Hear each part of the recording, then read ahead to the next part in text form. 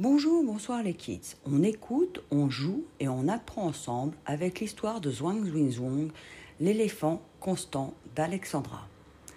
Zhuang Zuizhuang sont des enfants comme toi, mais ils viennent d'un endroit lointain, très lointain, que les habitants de cet endroit nomment au-delà des étoiles. Ces enfants te ressemblent, mais sont aussi très différents. Ils ont des pouvoirs magiques. Ils peuvent voyager d'un endroit à un autre rien qu'en y pensant. Ils appellent cela le pouvoir de la pensée. Ils ont aussi le pouvoir des souhaits. Il suffit qu'ils souhaitent quelque chose très très fort pour que cela se réalise. Et Zhuang Zuizhuang n'ont pas fini de grandir. Zhuang Zuizhuang ne pensait à rien et ne souhaitait rien. Mais soudain, sans comprendre comment, ils se retrouvèrent devant leur copain, l'éléphant Constant. Constant était triste, car son bébé éléphanto avait disparu. Il savait que son fils était intrépide. Il n'avait peur de rien. Il était encore petit, il n'avait pas conscience du danger. Tout le troupeau le cherchait. Où pouvait-il bien être? Quand il vit ses trois copains, de l'endroit qu'on nomme au-delà des étoiles, il fut tout heureux de les voir. « Bonjour, Zhuang Zuizhuang, mais comment avez-vous su que j'avais besoin de vous ?»« Que se passe-t-il, Constant ?» demandèrent les trois enfants en chœur. « Mon fils a disparu, je suis inquiet. Il est tout petit, et il pourrait tomber sur des chasseurs qui en veulent à nos ivoires, ou avoir un accident ou... »« Calme-toi, nous allons t'aider, dit Zhuang. »« Mais comment avez-vous su que j'avais besoin de vous ?» demanda Constant. Zhuang réfléchit. Il se rappela qu'il y a peu, il avait découvert le pouvoir des souhaits, qu'il grandissait jour après jour, et qu'il ne connaissait et ne savait utiliser qu'une infime partie de leur pouvoir. Et ce nouveau pouvoir s'appelait celui du cœur. Il suffisait que quelqu'un qu'il aimait bien soit triste, et le cœur les guidait vers lui. Il fit part de ses pensées à Constant, à Zhuang et Zhuang. « Je suis bien content pour vous de ce nouveau pouvoir, mais comment cela va m'aider à trouver mon enfant dans cette savane immense ?» Zhuang sourit. « Celui-là ne le peut pas. Il nous emmenait jusqu'à toi, mais celui des souhaits peut nous emmener jusqu'à ton fils. » Ils posèrent tous les trois leurs mains sur la peau grise et immense de l'éléphant, et tous les quatre souhaitèrent retrouver l'éléphanto. Et soudain, devant eux, un petit éléphant mangeait, comme tout bon herbivore, des feuilles. Quand l'éléphanto vit son papa, il comprit qu'il était en colère. « Papa ?»« Mon fils, j'étais très inquiet. »« Mais papa, je me suis pas beaucoup éloigné du troupeau, juste un petit peu pour jouer. »« Un peu, nous étions tous à ta recherche depuis des heures. Sans Zhuang Zuizhuang, je ne suis même pas sûr qu'on t'aurait retrouvé. On se demandait où tu étais, ce qui fait bien pu t'arriver. Comment veux-tu que nous te protégions si nous ne savons pas où tu es? Le monde est vaste et parfois les hommes sont dangereux. » Éléphanto savait que son père pensait aux chasseurs qui les pourchassaient pour leur défense en ivoire. « Jamais tu ne dois t'éloigner du troupeau sans dire à qui que ce soit où tu vas. Jamais, tu entends, fils ?» Éléphanto n'avait jamais vu son père en colère. Il pleura. « Oui, papa, j'ai entendu. Dorénavant, je préviendrai l'un des adultes du troupeau qui prend soin de moi où je vais. Pardon, je ne recommencerai plus. » Constant avança vers son fils et posa sa trompe sur lui tout doucement. « Viens, maman nous attend. » Éléphanto vit Zhuang Zuizhuang. « Merci d'avoir aidé mon papa. Tu sais, ton papa n'était pas en colère. Il a simplement peur pour toi. C'est parce qu'il t'aime très fort, ainsi que tout le troupeau, dit Zhuang. »« Je sais. » Ils marchèrent doucement en direction de leur troupeau, quand Éléphanto dit « J'ai une blague à raconter. »« Mon fils ?» dit Constant. « Allez, Constant, le temps de retrouver le troupeau, laisse-le raconter sa blague, dit Zhuang. » Constant regarda son fils et fit un signe d'approbation. « Des fourmis grimpent sur un éléphant. Celui-ci se met à se secouer et les fait toutes tomber, sauf une qui s'accroche à son cou. Les autres fourmis lui crient alors « Vas-y, Jojo, étrangle-le !» Un silence se fit, et puis chacun éclata de rire. Puis ils chantonnèrent tous cette chanson. Un éléphant qui se balançait sur une toile d'araignée, qui trouvait ce jeu tellement abusant que bientôt vint Un deuxième éléphant, deux éléphants qui se balançaient sur une toile d'araignée et qui trouvaient ce jeu tellement amusant que bientôt vint un troisième éléphant. Trois éléphants qui se balançaient sur une toile d'araignée et qui trouvaient ce jeu tellement amusant que bientôt vint un quatrième éléphant. Quatre éléphants qui se balançaient sur une toile d'araignée et qui trouvaient ce jeu tellement amusant que bientôt vint un cinquième éléphant. Cinq éléphants qui se balançaient sur une toile d'araignée et qui trouvaient ce jeu tellement amusant que bientôt vint un sixième éléphant. Six éléphants qui se balançaient sur une toile d'araignée et qui trouvaient ce jeu tellement amusant que tout à coup, badaboum! Au loin, ils virent le troupeau. Constant remercia ses copains pour leur aide. L'aventure avait été épuisante, et que penser de ce nouveau pouvoir? Zhuang savait qu'il devait intégrer dans la formule magique de retour celui-ci, et c'est ainsi que furent créées ces nouvelles paroles. À travers l'espace et le temps, par le pouvoir de la pensée, celui des souhaits et du cœur, retournons d'où nous venons. Et ils disparurent. Quant à Constant, en arrivant, les éléphants s'écartèrent. Devant se trouvait maman éléphante, et à ses pieds, des feuilles éparpillées autour d'un poids d'eau en forme de cœur, un cadeau de ses trois copains de l'endroit qu'on nomme au-delà des étoiles. Maintenant que tu as bien écouté l'histoire, on joue ensemble. Seul ou avec l'aide d'un adulte, essaye de répondre aux questions que je vais te poser. Si personne ne sait, ce n'est pas grave. Vous n'aurez qu'à écouter la suite pour avoir les réponses. Bon jeu. À ton avis, réponds par vrai ou faux aux questions que je vais te poser. Première question. L'éléphant a des rayures. Vrai ou faux? Deuxième question.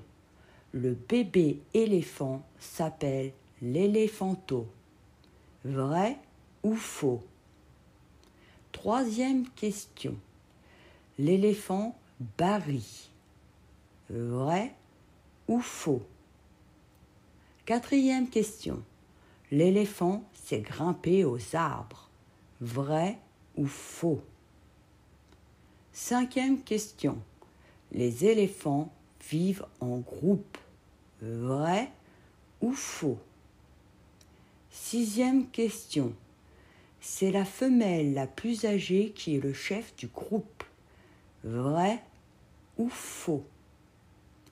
Septième question. L'éléphant mange des souris.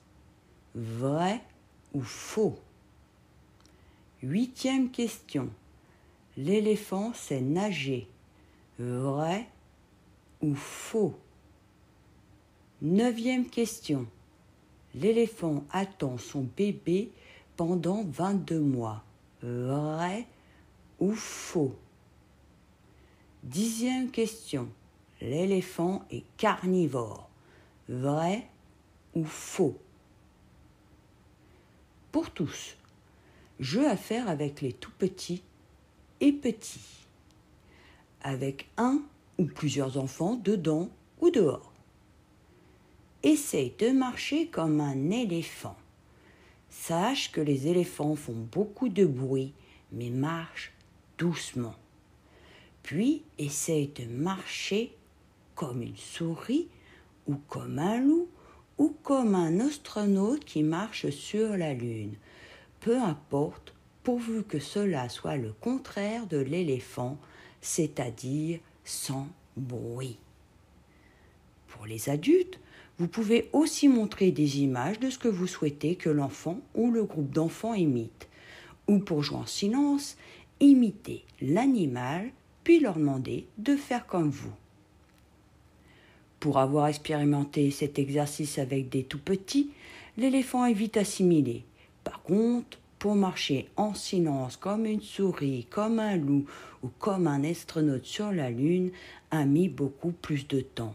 Donc, comme toujours, avec des petits, répétition et patience sont de rigueur. Deuxième jeu, petite séance de yoga, l'éléphant. Pour petits, moyens, grands, et les adultes peuvent aider ou participer. Premièrement, tu te mets debout, tu écartes légèrement les pieds, tu lèves les bras vers le haut. Deuxièmement, tu restes dans cette position, puis tu plies doucement le bras gauche pour attraper le bras droit. Troisièmement, tu restes dans cette position et tu descends doucement le dos bien droit. Quatrièmement, tes pieds doivent bien être posés au sol. Et en descendant, tu souffles doucement pour bien te détendre et tu te relèves tout aussi doucement. Cinquièmement, tu recommences le même exercice mais en pliant le bras droit pour attraper le bras gauche. Tu as répondu, seul ou avec l'aide d'un adulte, aux questions que je te posais. Si ce n'est pas le cas, ce n'est pas grave. On est là pour apprendre ensemble. Je te demandais de répondre par vrai ou faux aux questions suivantes. Première question. L'éléphant a des rayures. Faux. Hormis, bien sûr, Elmer. Deuxième question. Le bébé éléphant s'appelle l'éléphanto. Vrai. Et la maman éléphant s'appelle l'éléphante. Troisième question. L'éléphant Barry. Vrai. Quatrième question. L'éléphant s'est grimpé aux arbres. Bien sûr que non, c'est faux. Cinquième question. Les éléphants vivent en groupe. Vrai. Sixième question. C'est la femelle la plus âgée qui est le chef du groupe. Vrai. Septième question. L'éléphant mange des souris. Faux. Huitième question. L'éléphant sait nager. Étonnamment, c'est vrai. Neuvième question. L'éléphant attend son bébé pendant 22 mois. Vrai. Dixième question. L'éléphant est carnivore. Bien sûr que non, c'est faux, il est herbivore. Puis, je demandais de faire ce jeu avec les tout petits et petits, avec un ou plusieurs enfants, dedans ou dehors. Essaye de marcher comme un éléphant. Les éléphants font beaucoup de bruit, mais marchent doucement. Puis essaye de marcher comme une souris, comme un loup ou comme un astronaute sur la Lune. Peu importe, pourvu que cela soit le contraire de l'éléphant, c'est-à-dire sans bruit. Pour les adultes, vous pouvez aussi montrer des images de ce que vous souhaitez que l'enfant ou le groupe d'enfants imite. Ou, pour jouer en silence, imiter l'animal puis leur demander de faire comme vous. Pour avoir expérimenté cet exercice avec des tout-petits, l'éléphant est vite assimilé. Par contre, pour marcher sur la Lune, marcher comme une souris ou comme un loup, il faudra beaucoup plus de temps. Donc, comme toujours, avec des tout-petits et des petits, répétition et patience sont de rigueur. Deuxième jeu, petite séance de yoga. L'éléphant. Pour petits, moyens, grands, et les adultes peuvent aider ou participer. Premièrement, tu te mets debout, tu écartes légèrement les pieds, tu lèves les bras vers le haut. Deuxièmement, tu restes dans cette position, puis tu plies doucement le bras gauche pour attraper le bras droit. Troisièmement, tu restes dans cette position et tu descends doucement le dos bien droit. Quatrièmement, Tes pieds doivent bien être posés au sol et en descendant, tu souffles doucement pour bien te détendre et tu te relèves doucement. 5e question, tu recommences le même exercice mais en pliant le bras droit pour attraper le bras gauche. Petit plus pour les petits, moyens et grands fans d'éléphants. Les livres sur les éléphants pour les tout petits et petits et bien sûr les livres de Babar et d'Elmer. À partir de 5 ans, mes premières découvertes l'éléphant aux éditions Gallimard Jeunesse. À partir de 7 ans, Défi Nature, une amitié inoubliable chez Fleurus. Les jeux sur les éléphants. À partir de 2 ans, jeux d'encastrement éléphant édité par Abba. À partir de 3 ans, Elephone édité par Hasbro. À partir de 4 ans, Eléphanto édité par Goliath. À partir de 5 ans, Bubble Jungle édité par Blue Orange. À partir de 10 ans, Bombay édité par History Game. Les vidéos sur les éléphants. Pour petits, Didou, dessine-moi un éléphant. Pour plus grands, les éléphants, l'esprit sorcier, le mag. Sortie avec les Kids pour voir des éléphants en France. Parc animalier Le Pal en Auvergne. Zoo de Beauval à Saint-Aignan. Planète sauvage à Port-Saint-Père. Zoo de la Palmyre. Zoo de la Flèche. Parc animalier de la Barbenne. Toureau Parc Zoo. Parc zoologique de Paris. Safari de Peaugres. Zoo Safari de Thoiry. Zoo d'Amnéville. Zoo du bassin d'Arcachon. Zoo de Maubeuge. Zoo refuge La Tanière. Pour finir, un peu d'humour. Quel est le comble pour l'éléphant? D'être sans défense. Qu'est-ce que la cacahuète a dit à l'éléphant? Rien, les cacahuètes ne parlent pas.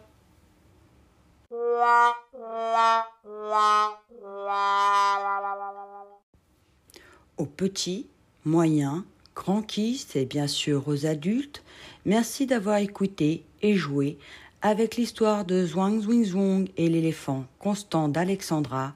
On se retrouve bientôt pour de nouvelles aventures.